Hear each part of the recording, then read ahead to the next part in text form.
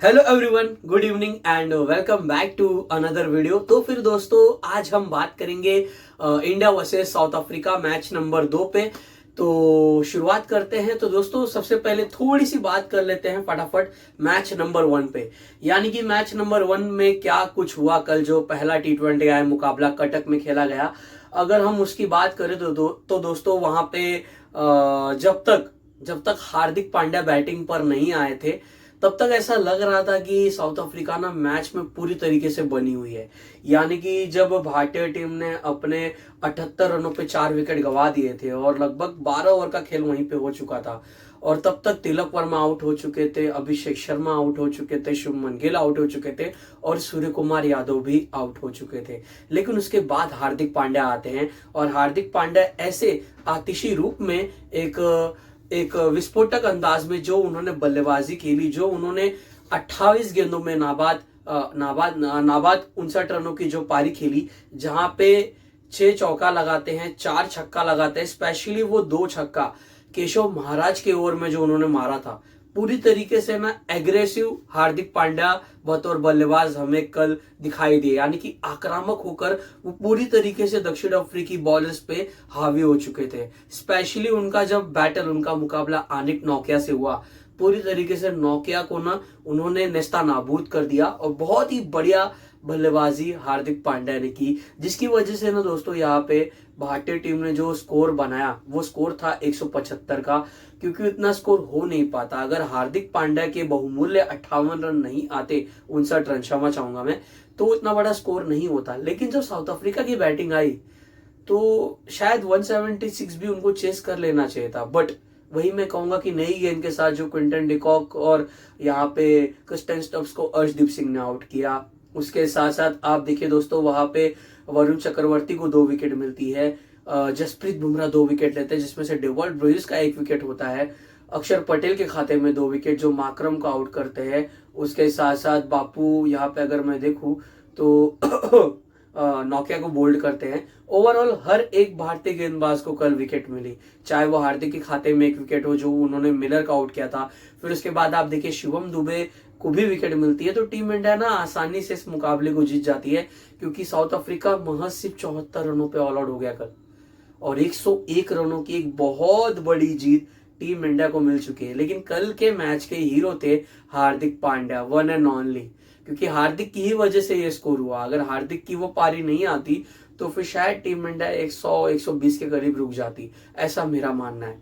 But अब आते हैं दोस्तों कल के मुकाबले पे।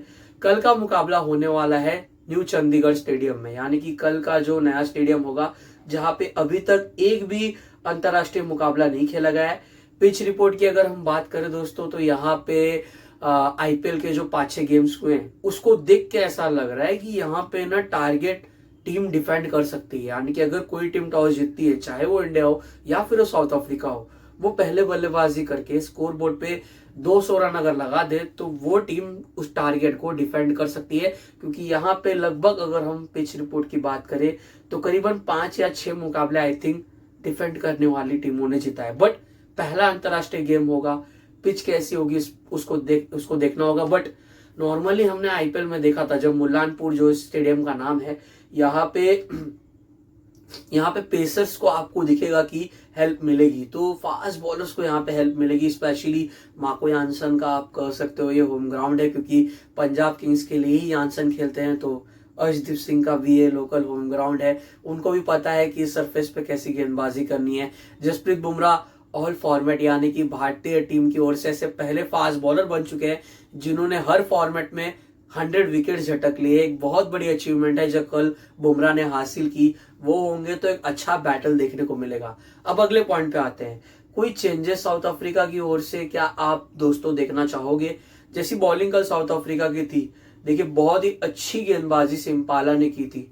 वहां पे आनिक नौकिया थे, लुंगिया एंगिडी ने 3 विकेट झटकी, केशव महाराज थोड़ा सा मैं कह सकता हूँ कि हार्दिक उन पे हावी हुए थे। But Maharaj top quality spinner गेंदबाज है। उसके साथ साथ यहाँ पे आपको माको यानसन दिखेंगे। क्या कोई बदलाव होना चाहिए साउथ अफ्रीका के प्लेइंग 11 में? आई थिंक डेप्थ को देखते हुए, क्योंकि कल ना साउथ अफ्रीका कहीं ना कहीं नंबर 8 पे एक बैटर मिस कर रहा था। कल साउथ अफ्रीका ने एक पैतरा क्या खेला जो उनके काम आया कि उनको विकेट्स मिल गई। अगर हार्दिक पांड्या की पारी नहीं आती ना तो टीम इंडिया 120-130 पे रुक जाती। साउथ अफ्रीका ने क्या कल एक रिस्क उठाए, गैम्बल कर सकते हैं ऐसे शॉर्टर फॉर्मेट में जहां पे डेप्थ बहुत जरूरी होता है आपकी बैटिंग क्रम में। और साउथ अफ्रीका ने क्या किया कि प्रॉपर 5 गेंदबाजों का इस्तेमाल किया। लेकिन अब मुझे ऐसा लग रहा है कि कॉर्बिन बॉश की जगह बन सकती है लुतो सिम्पाला की जगह पे। मुझे ऐसी फीलिंग आ रही है कि कॉर्बिन बॉश खेल सकते हैं। बट सिम्पाला ने अच्छी गेंदबाजी की थी तो क्या नोकिया की जगह पे बॉश खेलेंगे? क्योंकि नोकिया के पास भी अच्छी गति है, अच्छे गेंदबाज है। बट रिसेंट परफॉर्मेंस अगर नोकिया का देखे, पिछले कुछ 1-1.5 साल देखे, कहीं ना कहीं थोड़ा सा इस T20 क्रिकेट में ना उनका परफॉर्मेंस थोड़ा सा डाउन हुआ है, ऐसा मेरा मानना है। तो देखना इंटरेस्टिंग होगा साउथ अफ्रीका कितने बदलाव करती है। भारतीय टीम की ओर से मुझे नहीं लग रहा कोई बदलाव होगा कंडीशंस को देखते हुए। अब देखिए मुझे ऐसा लग रहा है कि सेम प्लेइंग 11 होगी। अर्शदीप सिंह और बुमराह को अब एक साथ खेलना ही होगा। और कल मैं एक इंटरेस्टिंग स्टैट पढ़ रहा था कि भारत में अर्शदीप सिंह और जसप्रीत बुमराह एक साथ पहला T20 गेम खेल रहे थे कल। तो अब इन दोनों का आपको साथ में खिलाना होगा क्योंकि T20 विश्व कप भी इंडिया में है, श्रीलंका में है। भारतीय टीम अपने सारे मैचेस इंडिया में ही खेलेगी। तो उसको देखते हुए जितना गेम टाइम इन दोनों पेसर्स को एक साथ खेलते हुए उनको मिलेगा वो बढ़िया होगा। तो इसीलिए मुझे लग रहा है कि हर्षित राणा की शायद जगह ना बने। कुलदीप यादव कैसे आ सकते हैं? वो तब भी आ सकते हैं अगर कोई एक पेसर को यहाँ पे टीम इंडिया थोड़ा रेस्ट कराए। बट मुझे नहीं लग रहा कि कल के मुकाबले में भारतीय टीम कोई बदलाव करेगी। रिंकू सिंह एक ऑप्शन टीम के पास है। बट फिलहाल शिवम दुबे गेंदबाजी करते हुए अच्छा प्रदर्शन कर रहे हैं। अक्षर पटेल को हटाना गलत होगा। तो क्या टीम इंडिया कुछ गेम टाइम को देखते हुए मे भी रिंकू सिंह को अपॉर्चुनिटी दे दे क्योंकि वर्ल्ड कप नजदीक है। लेकिन मुझे ऐसा लग रहा है कि शायद भारतीय टीम की ओर से भी उतने बदलाव ना हो। अब दोस्तों आते हैं अगले पॉइंट पे फटाफट, भारतीय बैटिंग पे आते हैं। अब पिछले मुकाबले के प्रदर्शन को अगर हम ध्यान से देखें भारतीय बल्लेबाजी के, कहीं ना कहीं कंसर्न अब दिख रहा है। अब वो कंसर्न यह दिख रहा है दोस्तों कि जब तक हमारा ओपनिंग कॉम्बिनेशन अभिषेक शर्मा / यशस्वी जायसवाल / संजू सैमसन यानी कि इन तीनों में से ही हमारी एक ओपनिंग कॉम्बिनेशन बन रही थी, तब तक काम बहुत सही चल रहा था। लेकिन जब से एशिया कप से हमने देखा है कि शुभमन गिल का आगमन हुआ है टीम में, नो डाउट शुभमन गिल बहुत ही बढ़िया बल्लेबाज है। बट ऐसा क्यों लग रहा है उनकी बैटिंग को देखते हुए कि बहुत ही एक कहना देख के ऐसा लग रहा है कि शुभमन गिल थोड़ा समय ले सकते हैं बट वो ज्यादा ही एग्रेसिव होकर बल्लेबाजी करना चाहते हैं। जिस रवैये से अभिषेक शर्मा खेलते हैं शायद उसी इंटेंट से शुभमन भी खेलना चाह रहे हैं। बट वो जो इंटेंट है, जो वो रिस्क फैक्टर गेम वो खेल रहे हैं, कहीं ना कहीं वो शुभमन के फेवर में वो गेम नहीं आ रहा है। और कहीं ना कहीं रिसेंट अगर आप स्टैट शुभमन गिल की रिसेंट पारियां आप देखोगे, कहीं ना कहीं आपको थोड़ा सा परफॉर्मेंस डाउन होते हुए दिखेगा। तो एक बहुत बड़ा एक क्वेश्चन मार्क ये है कि आने वाली अगर 4 पारियों में शुभमन गिल 2-3 लंबी इनिंग नहीं खेल पाएंगे तो कहीं ना कहीं एक मसला, एक क्वेश्चन मार्क बहुत बड़ा खड़ा होगा कि T20 विश्व कप अब नजदीक है और एशिया कप के पहले आपकी ओपनिंग कॉम्बिनेशन बहुत ही परफेक्ट थी। बट उसके साथ टीम इंडिया ने कहीं ना कहीं एक्सपेरिमेंट किया, टीम मैनेजमेंट ने कहीं ना कहीं एक्सपेरिमेंट किया, जो मुझे लग रहा है गलत है। क्योंकि वो चीज टूटी ही नहीं थी और उसको जोड़ने का प्रयास किया गया। जो कहा जाता है ना, कहावत भी कि जब कोई चीज टूटी ना हो तो उसे जोड़ा क्यों जाए। जो काम सही चल रहा है उसको आगे चलने दीजिए, बेहतर चल रहा है। संजू ओपन बढ़िया कर रहे थे, यशस्वी उनका साथ बढ़िया तरीके से निभा रहे थे। चलिए अभिषेक शर्मा आ गए तो भी वो ओपनिंग कॉम्बिनेशन बहुत बढ़िया था। बट कहीं ना कहीं कंसर्न है। दूसरा एक और बल्लेबाज सूर्य कुमार यादव, ऑस्ट्रेलिया में कहीं ना कहीं वो झलक दिखाई दी थी कि उनकी बैटिंग में दिख रहा था कि स्टार्ट अच्छी मिल रही है, लेकिन उस स्टार्ट को लंबी पारी में कन्वर्ट नहीं कर पा रहे थे। अब वो मैटर करता है कि सूर्या के लिए भी यह T20 सीरीज बहुत महत्वपूर्ण है क्योंकि कहीं ना कहीं मध्य क्रम में ना निर्भर करना पड़ेगा फिर आपको तिलक वर्मा पे। कल की पारी देख के शायद सबको यह लग रहा है कि तिलक बहुत ही धीमे हो गए, बट उस समय रिक्वायरमेंट क्या थी कि 3 विकेट गिर चुके हैं, आपको एक पार्टनरशिप की दरकार है। तिलक वर्मा ने कहीं ना कहीं अपना काम बढ़िया तरीके से किया बट थोड़ा ज्यादा स्लो हो चुके थे। बट इट हैपेंस दोस्तों, सिचुएशंस को देख के कभी कभी ऐसे मोमेंट आते हैं एक बल्लेबाज के लाइफ में, बल्लेबाज की पारी में, मैचेस में ऐसा होते रहता है। बट इसका मतलब ये नहीं कि वो बल्लेबाज बहुत ही बुरे हैं, बहुत ही अच्छे बल्लेबाज है। नंबर 4 पर अब खेल रहे हैं, नंबर 3 पर खेलना चाहिए, मेरा ऐसा मानना है। उनको अगर आप ऊपर खिलाओगे तो और भी बढ़िया है क्योंकि उसी क्वालिटी के वो बल्लेबाज है। तिलक वर्मा बढ़िया है मेरी नजरों में। अब एक और बहुत बड़ा सवाल है दोस्तों जो मेरे मन में कहीं ना कहीं आ रहा है, क्या जितेश शर्मा नंबर 8 के बल्लेबाज है? कल हमने पिछले मैच में देखा था, कल के मैच में जितेश नंबर 8 पर बैटिंग करने आए थे। Jitesh Sharma as wicket keeper batter, अगर टीम उनको खिला रही है तो एज अ फिनिशर का एक रोल उनको दिया है, बट उनको आप अगर थोड़ा ऊपर भेजोगे तो वो आप देखिए तो सही कि वो वहां पे जाके क्या प्रदर्शन कर रहे हैं। डेट मीन्स कि मेरे कहने का मतलब ये है कि नंबर 5 नहीं तो नंबर 6 पे आप सोच सकते हो जितेश शर्मा के बारे में, क्योंकि नंबर 8 पे मुझे नहीं लग रहा वो सही पोजीशन थी कल जब जितेश शर्मा को वहां पे भेजा गया। नंबर 7, नंबर 6, नंबर 7 से नीचे जितेश शर्मा को नहीं खिलाना चाहिए, ऐसा मेरा मानना है। बट सूर्य कुमार यादव ने एक प्रेस कॉन्फ्रेंस में कल जब मैच शुरू होने से पहले, एक दिन पहले, उन्होंने कहा था कि हर बल्लेबाज की कोई पोजीशन फ्लेक्स परमानेंट नहीं है, कहीं भी किसी को अपॉर्चुनिटी मिल सकती है, उस पोजीशन पर जाके उनको अच्छी पारी खेलनी होगी, जो भी कहीं ना कहीं सही है। बट मेरा ऐसा मानना है कि अगर जितेश शर्मा को इतनी नीचे ही खिलाना है तो उससे बेहतर मेरे ख्याल से आप रिंकू सिंह को खिलाइए उस पोजीशन पे, और नहीं तो संजू सैमसन के बारे में सोचिए और उनको नंबर 3 पर खिलाइए, ऐसा मेरा मानना है। But Jitesh Sharma number 6, number 7 तक नहीं, नंबर 6, नंबर 5 की पोजीशन, स्पेशली नंबर 6 की पोजीशन मुझे ऐसा लग रहा है जितेश शर्मा के लिए सही है। और बैटिंग पे जो मैंने कहा दोस्तों कि स्पेशली शुभमन और सूर्या पे सबकी निगाहें होंगी कल, क्योंकि इनका रन बनाना बहुत जरूरी है।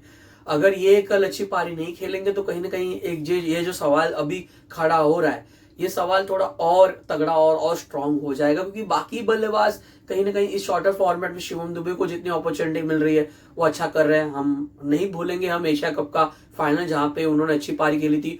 ऑस्ट्रेलिया T20 सीरीज में उनको उतनी बल्लेबाजी आई थिंक उनके आई नहीं, तो उतना हम कुछ कहेंगे नहीं। बट जो मेरा मेन पॉइंट था भारतीय बल्लेबाजी में वो ये था कि अभिषेक शर्मा तो चलिए फॉर्म में है ही, लेकिन शुभमन और सूर्या पे ना सबकी निगाहें होंगी। भारतीय गेंदबाजी नो डाउट बहुत बढ़िया थी पिछले मुकाबले में, उस पर हम क्या बात करें, हर गेंदबाज ने विकेटें झटकी और यही बॉलिंग अटैक असरदार भी दिख रहा है, बेहतरीन भी दिख रहा है। जहां पे वरुण चक्रवर्ती है, अक्षर पटेल है, जहां पे हार्दिक पांड्या भी अब गेंदबाजी कर रहे हैं, अब वो इंजरी से कम बैक कर चुके हैं, एक बहुत अच्छी बात है। क्योंकि हार्दिक का ना होना उससे क्या होता है कि टीम मैनेजमेंट को, टीम इंडिया को एक एडिशनल एक बैटर खिलाना पड़ता है, उसके साथ साथ एक प्रॉपर बॉलर खिलाना पड़ता है। लेकिन हार्दिक के आने से क्या हो जाता है कि वो अकेले हार्दिक पांड्या वो दोनों काम कर जाते हैं, तो एक अच्छी बात है। बॉलिंग अटैक में कोई उतना कंसर्न नहीं है, टीम इंडिया का बॉलिंग अटैक सॉलिड है। बल्लेबाजी T20 विश्व कप के दृष्टिकोण से देखते हुए अगर हम कहें तो टॉप 4 में 2 बल्लेबाज ऐसे हैं जो अभी फिलहाल रन नहीं बना रहे। अब साउथ अफ्रीका की भी आए दोस्तों, तो उनकी बैटिंग अच्छी है, कल चली नहीं तो इसका मतलब ये नहीं कि उनकी बल्लेबाजी में वो दमखम नहीं है। क्विंटन डिकॉक बहुत ही धाकड़ बल्लेबाज है, वही मैं कहूंगा एडन माकरम के लिए भी।